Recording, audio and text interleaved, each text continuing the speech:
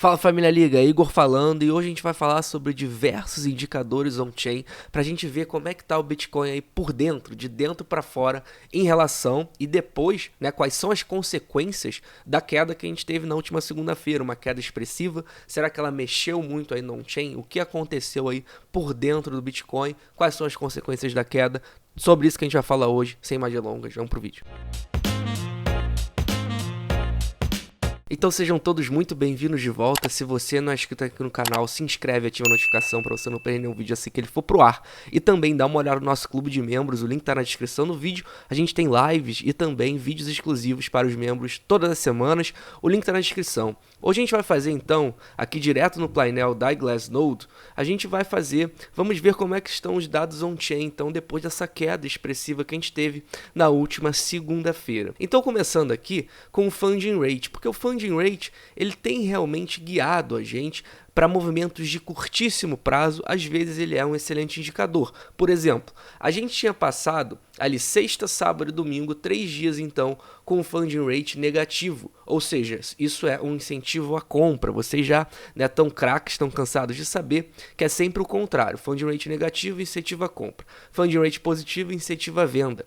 Então, a gente estava ali 3 dias com o funding rate negativo e no primeiro dia que o funding rate ele virou para positivo e de certa forma até uma barra expressiva aqui, como vocês podem ver, essa terceira barra aqui verde, contando da direita para a esquerda, vocês notam que o Bitcoin foi justamente o dia em que o Bitcoin ele corrigiu de forma significativa, então, pela primeira vez lá para os 30, 29 mil dólares na última segunda-feira. Então, realmente, o funding rate, mais uma vez, foi muito assertivo.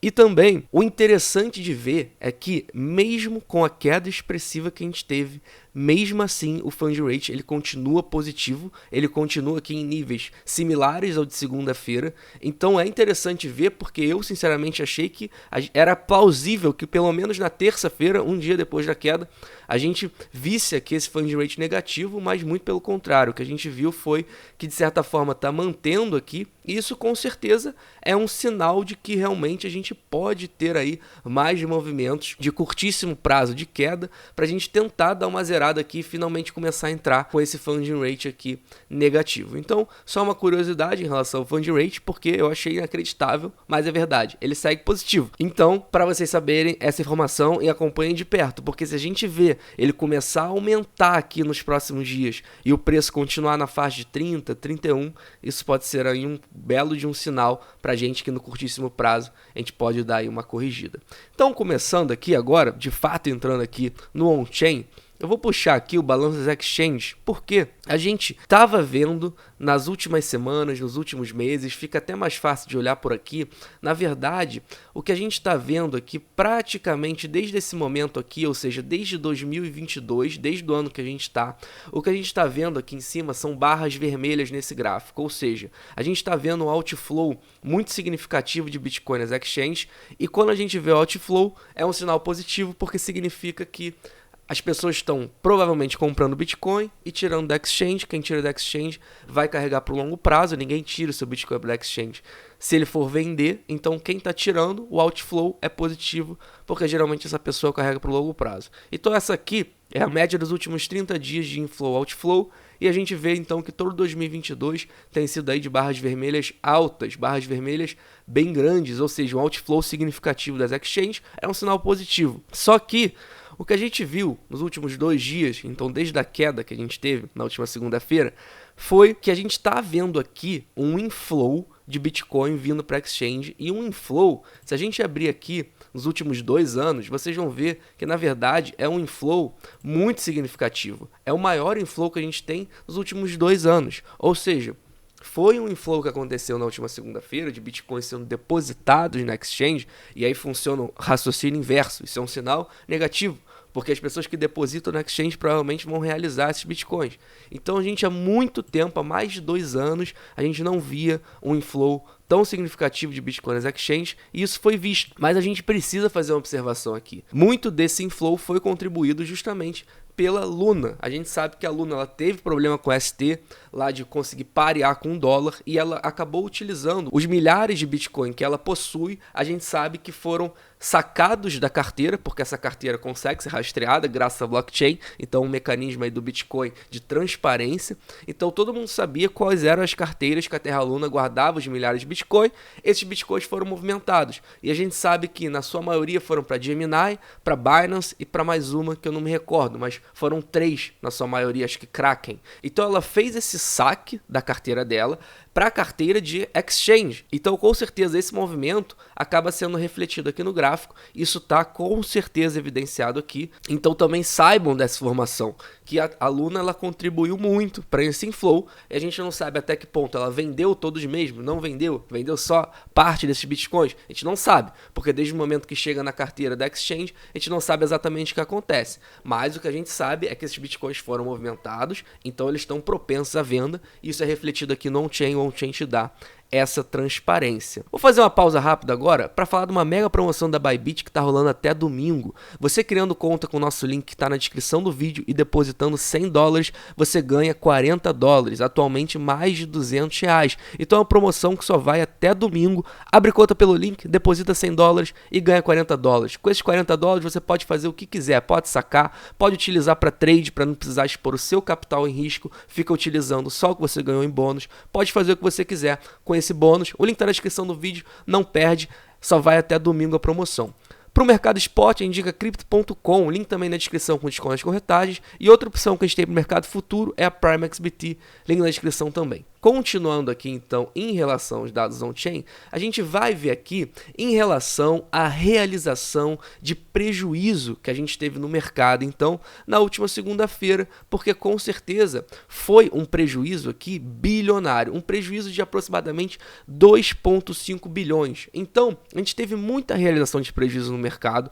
Vocês podem ver aqui a gente tem justamente essa razão de lucro-prejuízo. E vocês notam que sempre que a gente tem verde, então, a realização de lucro, e vermelho aqui são realizações de prejuízo.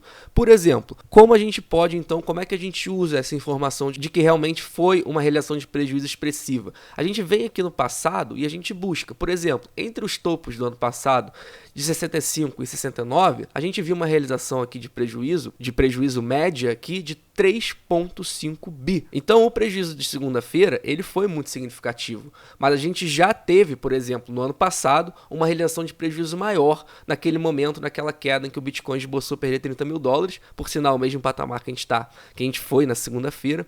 Então a gente teve ali naquele momento também uma realização mais significativa do que agora. E se a gente for então mais para trás, vamos ver aqui o quanto a gente teve de realização, por exemplo, no Corona Dump. A gente pega aqui a queda do Corona Dump em março de 2020 e vocês notam, olha só, naquele momento no Corona Dump a gente teve 1,3 bi, então foi uma queda pela metade em relação à realização de prejuízo do que a gente teve agora. Então, de certa forma, vocês notam que a gente viu uma realização de prejuízo maior no ano passado, mas foi uma realização de prejuízo praticamente o dobro da que a gente viu no Corona Dump.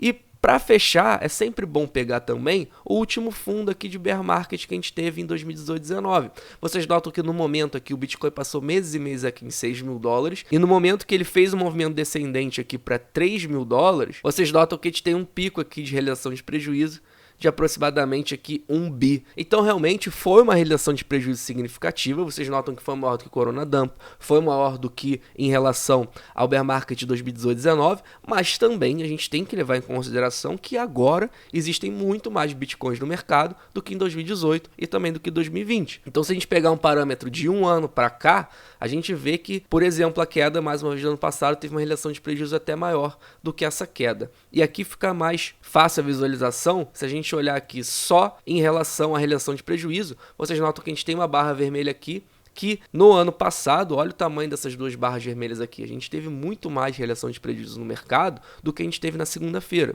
Então esse é um sinal de que os grandes fundos, eles vêm acompanhados de grandes realizações de prejuízo no mercado.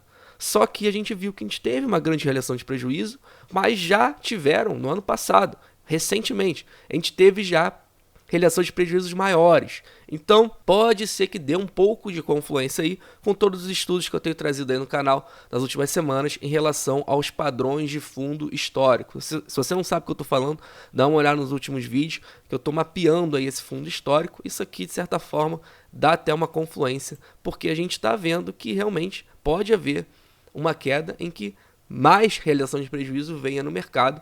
Essa queda foi significativa, eu não estou falando que não foi, mas a gente viu que, de certa forma, no ano passado foi mais significativa do que essa queda. E agora eu vou mostrar para vocês em relação a percentual de stablecoins no mercado. A gente sabe que as stablecoins elas ganharam aí popularidade de 2020 para cá, 2019 para cá, e desde então elas têm tido uma correlação muito forte com o preço. Conforme a gente vai imprimindo supply nas stablecoins, o preço vem subindo, e é muito lógico que isso ocorra, porque as pessoas que depositam um dinheiro novo, entre aspas, no mercado, elas geralmente vêm pela exchange, então elas compram lá suas stablecoins, e aí aos poucos vão transformando em Bitcoin ou outras moedas, ou outras criptomoedas que elas queiram. E a gente tem visto aqui, na verdade vou mostrar essa figura aqui para vocês, a gente tem visto aqui então justamente essa mudança em relação à diminuição ou aumento de stablecoins no mercado. Sempre que a gente vê barras azuis aqui positivas para cima, significa que a porcentagem de stablecoins está crescendo no mercado. A gente está vendo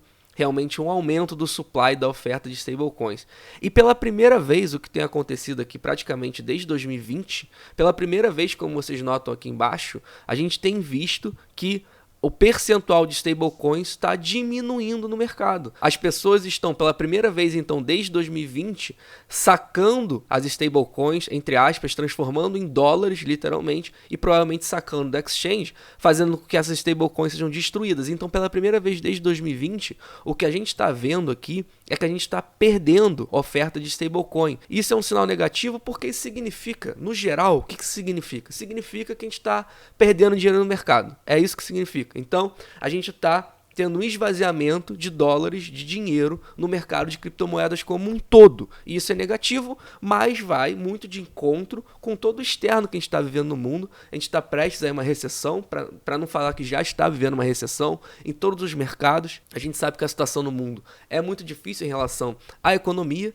e o mercado de criptomoeda ele está sentindo também igualmente com todo mundo. Como vocês podem ver aqui, isso só deixa isso mais claro. Isso aqui mostra de forma muito clara que o mercado como um todo está perdendo dinheiro. Pela primeira vez desde 2020 a gente está vendo aí uma diminuição no mercado de stablecoins. E esse outro gráfico aqui mostra que principalmente essa diminuição está vindo aqui do USDC, que a gente sabe que é a principal cripto aí pareada em dólar da corretora Coinbase e é a principal corretora dos Estados Unidos. Então também vai muito de encontro com toda a situação que os Estados Unidos está vivendo e acaba afetando o mundo inteiro, a gente perdendo então uma oferta significativa aí de USDC no mercado. Mas para fechar, eu vou mostrar uma notícia positiva, porque na verdade o que a gente falou aqui foi tudo pautado aí meio bearish, né, em relação a notícias bearish no mercado, só que eu vou mostrar aqui agora algo positivo e na verdade o que eu vou mostrar aqui é como se fosse o mantra do Bitcoin, é como se fosse o verdadeiro valor do Bitcoin. O que eu vou mostrar aqui é em relação aos Bitcoins gastos. Será que na queda recente que a gente teve então na última segunda-feira, uma queda expressiva, uma queda bruta,